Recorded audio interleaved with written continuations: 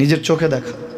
কিছুদিন আগে একটা জানাজা পড়িয়েছে, খোদার কসম করে বলছি, 6:30 ইন্তেকাল করেছে। হসপিটালের বিল দেনেওয়ালা নাই, 4 সন্তান। অ্যাম্বুলেন্সে ঘরে ঘরে আসবে, 1000-1200 টাকার বিল দেনেওয়ালা নাই। কি বুঝলেন? ক্ষণস্থায়ী দুনিয়া।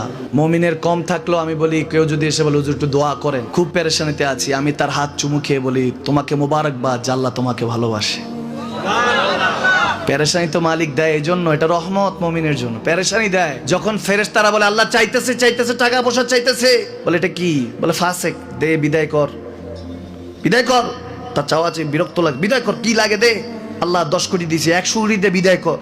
মুমিন যখন চাইতে থাকে আল্লাহ আমাকে কিছু লাগবে, যখন একটু করে চায় আমার মাটাকে সুস্থ করে দাও, বাবাটাকে আল্লাহ আমার স্ত্রীকে, আমার আমাকে একটু তৌফিক দাও, চাইতে থাকে মুমিন। আল্লাহ বলে যখন ফেরেশতারা দেখে মুমিন চাচ্ছে, দেরি করতে পারে না, তাড়াতাড়ি খাজানা নিয়ে দিতে নেবে, আল্লাহ বলে রাখোস না, এত তাড়াহুড়া কিসে?